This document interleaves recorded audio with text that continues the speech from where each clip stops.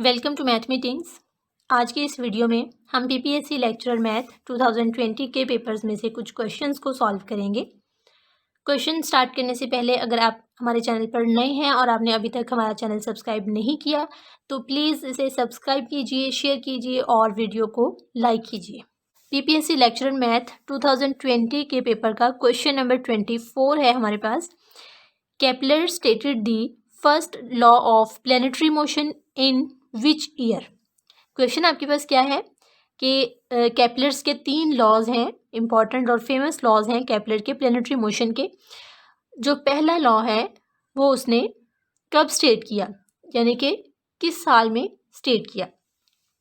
तो ऑप्शंस आपके पास हैं 1700, इन 1609 या इन 1507, 1511। तो इसका सही ऑप्शन आपके पास ये है कि 1609 में केपलर ने इनफैक्ट अपने पहले 2 लॉज जो हैं वो 1609 में पेश किए थे, और जो थर्ड लॉ है वो आफ्टर अ डेकेड 1618 में थर्ड लॉ जो है वो पेश किया। तो इस तरह सही ऑप्शन आपके पास है कि 1609 में केपलर ने अपना पहला लॉ जो है वो स्टेट किया। Next question number 25, time of flight of projectile is. एक प्रोजेक्टेड बॉडी का टाइम ऑफ फ्लाइट यहाँ पर क्या होगा। ऑप्शन आपके पास जो हैं 2v0 sine alpha over minus g, 2v0 cos alpha over g, v0 sine 2 alpha secant alpha over g, या v0 sine 2 alpha over minus g cos alpha. तो देखिए कि यहाँ पर अब हमें सबसे पहले तो हमें पता होना चाहिए कि टाइम ऑफ फ्लाइट है क्या, ठीक है, और प्रोजेक्टाइल क्या होता है या प्रोजेक्टेड बॉडी क्या होती है। प्रोजेक्टाइल के लिए हमारे पास बेहतरीन एग्जाम्पल है बॉल की। एक बॉलर जो है जब वो बॉल फेंकता है तो वो बॉल को वर्टिकल डायरेक्शन में नहीं फेंकता, ना ही वो बॉल को हॉरिजेंटल डायरेक्शन में फेंकता है। बॉल किस डायरेक्शन में करवाई जाती है, बॉल एग्जैक्टली ये पाथ फॉलो करती है। जो बॉल फेंकी जाती है बैट्समैन को, वो किस डायरेक्शन में फेंकी जाती है, वो ना तो वर्टिकल होती है ना ही वो हॉरिजेंटल होती है, वो एग्जैक्टली इस पाथ में होती है। ठीक हो गया। तो ऐसी बॉडी जो कि ना वर्टिकल डायरेक्शन में मूव करे ना ही हॉरिजेंटल डायरेक्शन में मूव करे, बल्कि इस डायरेक्शन में मूव करे, तो इस बॉडी को हम क्या कहते हैं, प्रोजेक्टाइल या प्रोजेक्टेड बॉडी। दूसरी चीज़ हमें क्वेश्चन में पूछा गया है कि टाइम ऑफ फ्लाइट क्या है, प्रोजेक्टाइल का टाइम ऑफ फ्लाइट बताएं। तो टाइम ऑफ फ्लाइट की डेफिनेशन क्या है कि वो टाइम जो कि बॉडी या प्रोजेक्टाइल इनिशियल पॉइंट से या इनिशियल लेवल से, ये लेवल है, चलिए इसको ओ का नाम दें, तो इस लेवल से वापस, ठीक है, कोई ना कोई डिस्टेंस कवर करने के बाद वो मैक्सिमम हाइट पे जाएगी, देन वो वापस आएगी। तो उसी लेवल पर वापस आने में जितना टाइम लेगी प्रोजेक्टाइल या प्रोजेक्टेड बॉडी, उस टाइम को कहते हैं उसका टाइम ऑफ फ्लाइट। यहाँ पर देखते हैं कि टाइम ऑफ फ्लाइट, इसका फार्मूला हमारे पास क्या होता है। देखिए जैसे ही बॉडी ऊपर जाती है, अब बॉडी जो है यहाँ पर प्रोजेक्टाइल को फेंका गया है, ठीक है, वो इस डायरेक्शन में ऐसे ऊपर जा रही है, तो ये इसका मैक्सिमम पॉइंट है, ठीक है। मैक्सिमम पॉइंट पर पहुँचने के बाद वो क्या करेगी, वापस, ठीक है, नीचे आना शुरू हो जाएगी।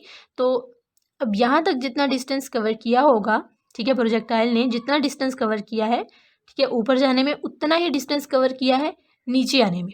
इस तरह से हम क्या कहेंगे कि एक्चुअली प्रोजेक्टाइल ने कोई डिस्टेंस कवर नहीं किया, यानी कि हमारे पास जो डिस्टेंस है प्रोजेक्टेड बॉडी का एस, या इसे एच से डिनोट कर दें, distance covered by projectile is equal to 0।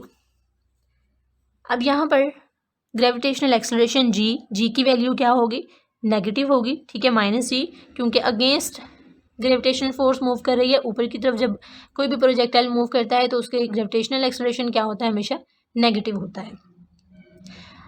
दूसरी चीज़ यहाँ पर क्या है कि जो बॉडी है जब वो प्रोजेक्टाइल जब ऊपर की डायरेक्शन में मूव करेगा तो हम उसका हॉरिजेंटल कंपोनेंट बिल्कुल भी नहीं लेंगे, ठीक है। तो यहाँ पर उसका हॉरिजेंटल कंपोनेंट बिल्कुल हम इग्नोर करेंगे और यहाँ पर हम लेंगे उसका वर्टिकल कंपोनेंट। ठीक हो गया।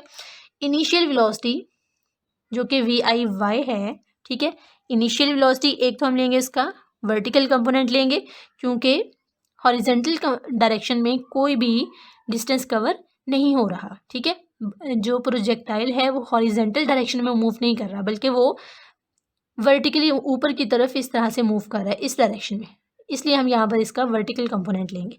तो वी आई वाई, यहाँ पर हमारे पास वर्टिकल कंपोनेंट इसका क्या होता है, v i sine theta. Initial velocity है, चलिए हम इसे वी नॉट से डिनोट कर देते हैं, ठीक है, वी नॉट से हम इसे डिनोट करते हैं। तो v naught y vertical components का क्या होगा, वी नॉट साइन थीटा।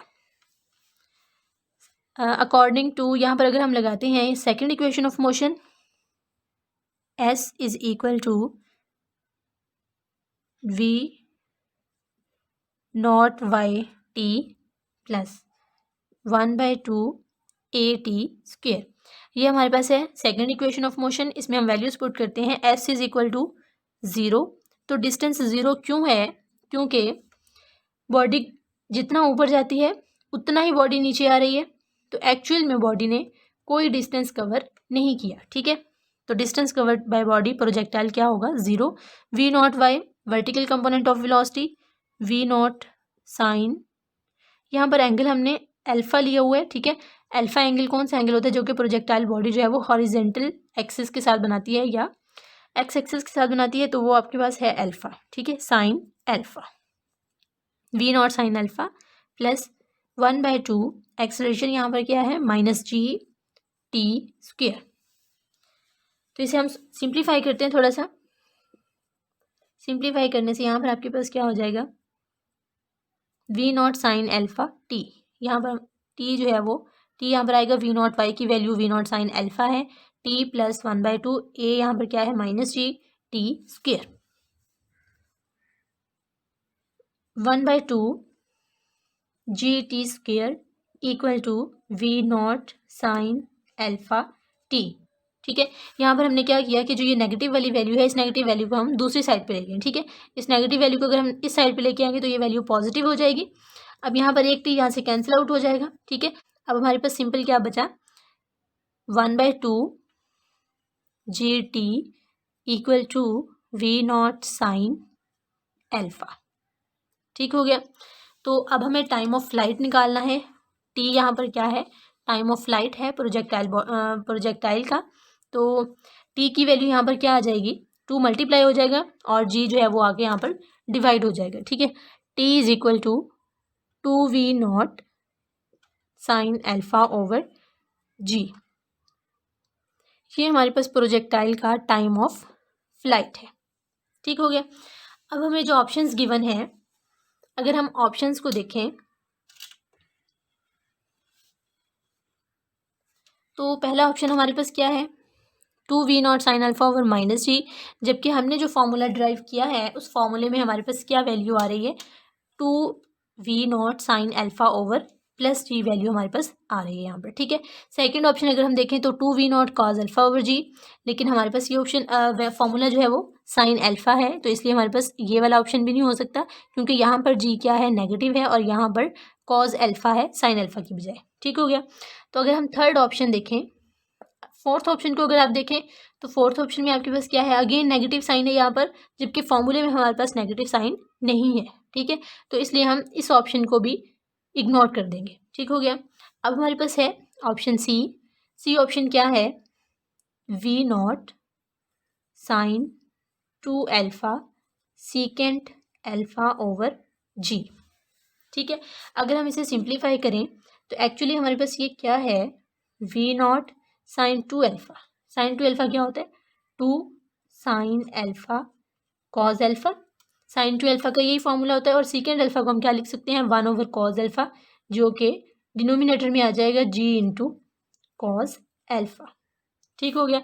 तो यहाँ से कॉज अल्फा कैंसिल आउट हो जाएगा और आपके पास फॉर्मूला क्या आ जाएगा, 2 हम पहले लिख लें यहाँ पर, v not sine alpha over g आपके पास जो है वो सिंपली बच जाएगा। यानी कि हम क्या कर सकते हैं कि 2v not sine alpha over g, ठीक है। तो इस तरह हमारे पास राइट ऑप्शन क्या है, सी ऑप्शन है, जो कि v not sine 2 alpha secant alpha over g है। तो ये हमारे पास राइट ऑप्शन है, C option. PPSC lecture math 2020 का क्वेश्चन नंबर 26 है हमारे पास। Let A and B be two n square matrices such that A B is equal to A and B is equal to B, then A and B are idempotent matrices, involutory matrices या nilpotent matrices, और last option है आपके पास no conclusion. ठीक है, सबसे पहले तो statement देखिए कि क्या है कि ए और बी आपके पास जो दो मैट्रिसेस हैं वो कैसी मैट्रिसेस हैं, एन स्क्वायर मैट्रिक्स हैं। ठीक है, यानी कि उनका ऑर्डर क्या है, दोनों मैट्रिसेस का ऑर्डर आपके पास क्या है, एन बाई एन।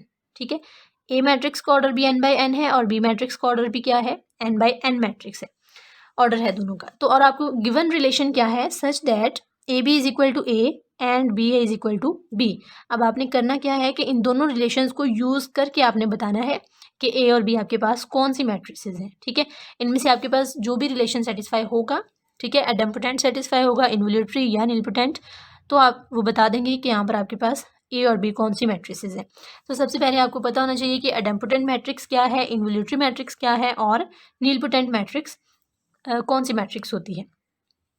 तो आइडेम्पोटेंट मैट्रिक्स क्या होती है कि जब आपके पास एक square matrix A square equal to A आ जाए, जब एक स्क्वायर मैट्रिक्स का आप स्क्वायर लें, एक मैट्रिक्स को 2 बार मल्टीप्लाई करें और आपके पास ओरिजिनल मैट्रिक्स ही वापस आ जाए, यानी कि वही मैट्रिक्स आपको दोबारा हासिल हो जाए ए, देन हम क्या कहेंगे कि ए कौन सी मैट्रिक्स है, आइडेम्पोटेंट मैट्रिक्स है।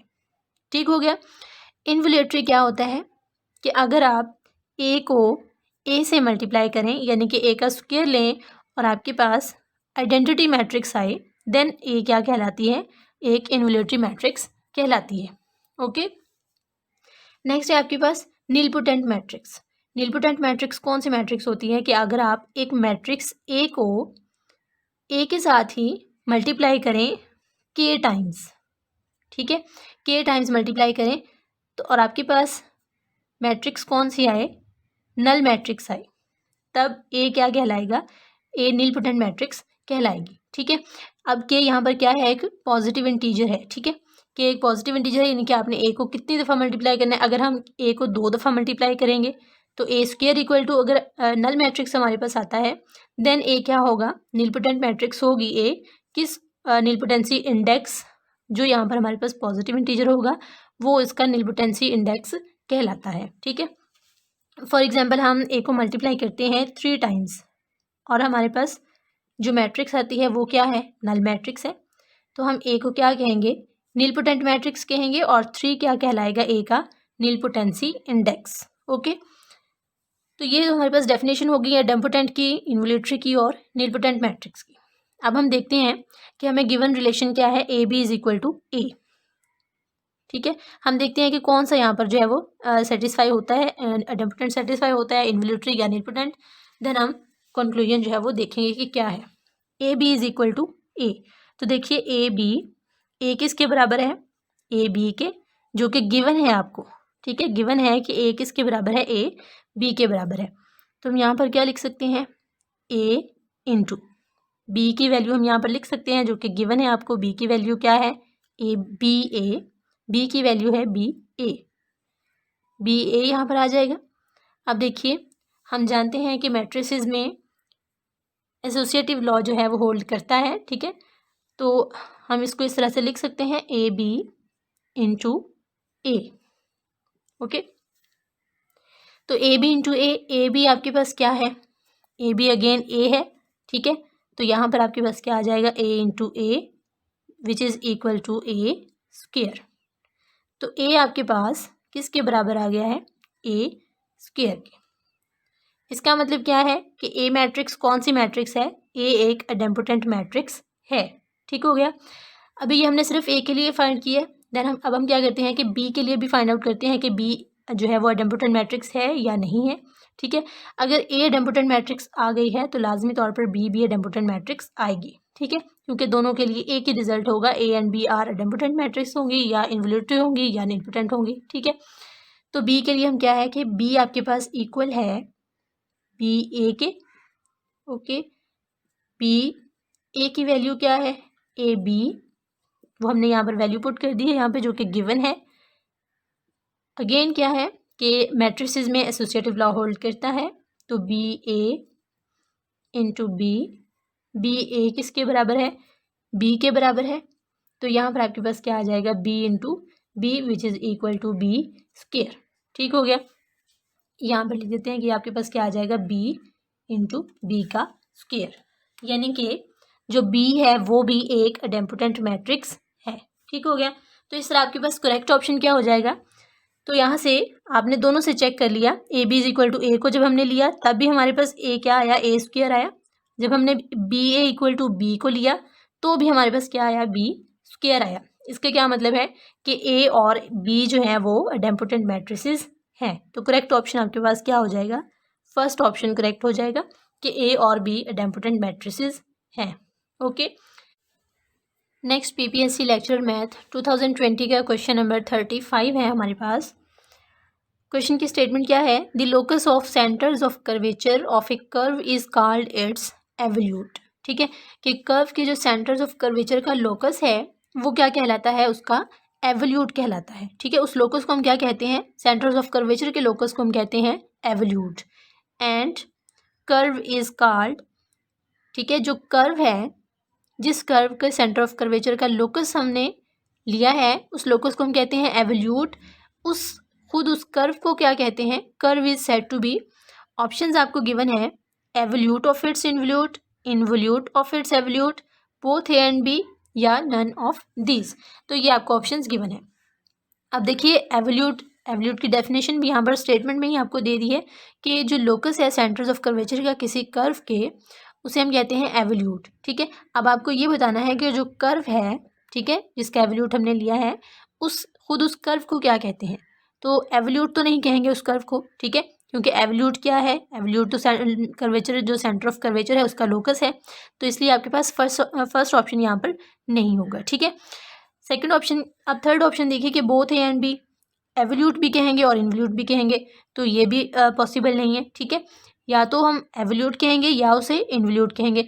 अब यहाँ पर एवोल्यूट तो नहीं कहेंगे, एवोल्यूट क्या है, एवोल्यूट तो आपके पास जो सेंटर ऑफ कर्वेचर का लोकस है वो एवोल्यूट है। ठीक है, लिहाजा आपके पास एवोल्यूट जो है वो नहीं हो सकता, तो बोथ जो सी ऑप्शन है वो भी आपके पास नहीं हो सकता।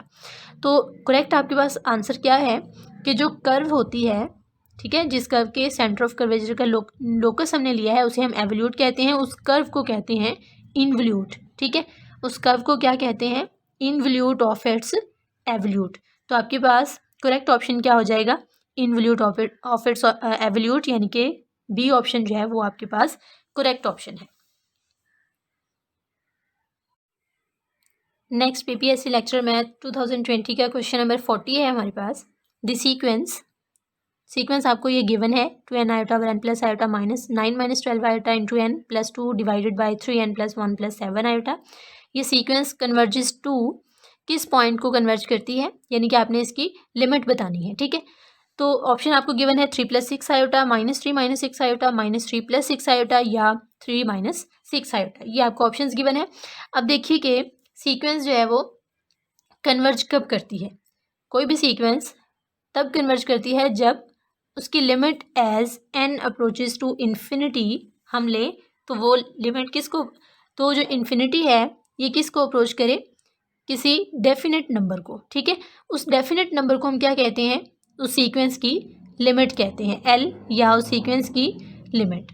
ठीक हो गया, यानी कि सीक्वेंस कब कन्वर्ज करती है, जब हम उसकी लिमिट लें n अप्रोचेस टू इन्फिनिटी और आपके पास आंसर क्या आए, कोई डेफिनेट नंबर आंसर के तौर पर आए, देन हम उस डेफिनेट नंबर को उस सीक्वेंस की लिमिट कहते हैं। ठीक है, तो अब हम यहाँ पर चेक करते हैं, इसकी लिमिट लेंगे n अप्रोचेस टू इन्फिनिटी। ठीक है, लिमिट लेकर चेक करते हैं कि हमारे पास इसका आंसर क्या आता है या इसकी लिमिट क्या आती है।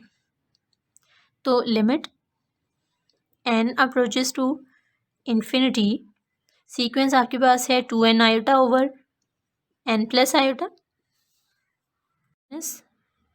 9 minus 12 iota into n plus 2 divided by 3n plus 1 plus 7 iota. ठीक हो गया। अब देखिए कि जब हम यहाँ पर लिमिट लेते हैं n अप्रोचेस टू इन्फिनिटी, तो हमारे पास ये फंक्शन, ठीक है, इन्फिनिटी ओवर इन्फिनिटी, यहाँ पर अगर हम n इन्फिनिटी लेते हैं, यहाँ पर नीचे भी इन्फिनिटी है, तो हमारे पास यहाँ पर फंक्शन क्या हो रहा है, अनडिफाइंड हो रहा है। ठीक है, तो लिमिट जो है वो अप्लाई करने के लिए हमें क्या करना पड़ेगा, यहाँ पर थोड़ी सी सिंप्लीफिकेशन करनी पड़ेगी। Limit n approaches to infinity, यहाँ से अगर हम n कॉमन लें तो आपके पास यहाँ पे क्या आएगा, 2 आयोटा डिवाइडेड बाय एन, नीचे से भी एन, डिनोमिनेटर से भी एन कॉमन लें, देन यहाँ पर हमारे पास क्या आएगा 1 प्लस आयोटा ओवर एन। ठीक हो गया, एन यहाँ पर कॉमन ले लिया तो यहाँ पे हमारे पास 1 रह जाएगा plus iota divided by n, minus again यहाँ पर एन कॉमन लें तो 9 minus 12 iota, 9 minus 12 iota plus 2 over n, क्योंकि एन हमने यहाँ से ऊपर न्यूमरेटर से एन कॉमन लिया है तो यहाँ पर जो है वो 9 माइनस 12 आयोटा टर्म बाकी बचेगी, प्लस 2 यहाँ पर एन जो है वो डिवाइड हो जाएगा, डिवाइडेड बाय नीचे से भी एन कॉमन लें, एन जब हम कॉमन लेते हैं तो 3 प्लस 1 ओवर एन, यहाँ पर भी एन जो है वो डिवाइड हो जाएगा। तो इस तरह हमारे पास एन कॉमन लेने से ये बन गया। ठीक है, अब यहाँ पर एन कैंसिल आउट हो जाएगा, यहाँ से भी एन, हम यहाँ पर भी कैंसिल आउट हो जाएगा एन। तो अब लिमिट अगर हम अप्लाई करते हैं तो देखिए यहाँ पर हमारे पास अब जो ये सीक्वेंस है, ठीक है, अब हमारे पास ये सीक्वेंस अनडिफाइंड नहीं होगी। ठीक हो गया, तो लिमिट अप्लाई करें दोनों टर्म्स पे, limit n approaches to infinity 2 iota divided by 1 plus 1 over n, minus limit n approaches to infinity 9 minus 12 iota plus 2 over n divided by 3 plus 1 over n plus 7 over n iota. Okay, अब हम यहाँ पर limit apply करते हैं, तो limit apply करने से हमारे पास 1 ओवर इन्फिनिटी, ठीक है, 1 ओवर इन्फिनिटी यहाँ पर क्या हो जाएगा 0 हो जाएगा, तो पहली टर्म हमारे पास क्या आ जाएगी 1 प्लस 0, माइनस अगर यहाँ पर हम लिमिट अप्लाई करते हैं तो यहाँ पर 2 ओवर इन्फिनिटी ये टर्म 0 हो जाएगी और डिनोमिनेटर में ये टर्म 0 हो जाएगी और 7 ओवर एन आयोटा ये टर्म 0 हो जाएगी। ठीक है, तो पीछे हमारे पास जो टर्म बचेगी वो है 9 minus 12 iota divided by 3। Okay, यही टर्म बची हमारे पास। अब हम इसे सिंप्लीफाई करते हैं। ठीक है, सिंप्लीफाई करें तो 2 आयोटा, ठीक है, पहली टर्म हमारे पास है 2 iota minus 9 minus 12 iota divided by 3। ठीक हो गया, तो यहाँ से 3 कॉमन ले लें। ठीक है, ऊपर 3 कॉमन आ रहा है, या 3 कॉमन नहीं लेते तो हम यहाँ पर एलसीएम ले लेते हैं, मल्टीप्लाई कर लेते हैं। ठीक है, मल्टीप्लाई करके 6 iota minus 9 plus 12 iota divided by 3। अब यहाँ पर हमारे पास क्या आ जाएगा minus 9 plus 18 iota divided by 3। यहाँ से 3 कॉमन आ रहा है ऊपर से, अगर 3 कॉमन लेते हैं तो यहाँ पर हमारे पास क्या आता है minus 3 plus 6 iota divided by 3। 3 cancel out हो जाएगा, तो माइनस 3 प्लस 6 आयोटा हमारे पास क्या हो जाएगा फाइनल आंसर। ठीक हो गया, तो अगर हम ऑप्शंस देखें जो हमें 4 ऑप्शंस गिवन है, ठीक है, ऑप्शंस में हमें क्या है कि 3 plus 6 iota minus 3 minus 6 iota minus 3 plus 6 iota 3 minus 6 iota, जबकि हमारे पास आंसर क्या आया है, हमारे पास आंसर आया है माइनस 3 प्लस 6 आयोटा। ठीक है, तो इस तरह हमारा करेक्ट ऑप्शन क्या हो जाएगा, ऑप्शन नंबर सी जो है वो करेक्ट ऑप्शन हो जाएगा। माइनस 3 प्लस 6 आयोटा जो है वो जो सीक्वेंस है उसकी लिमिट है।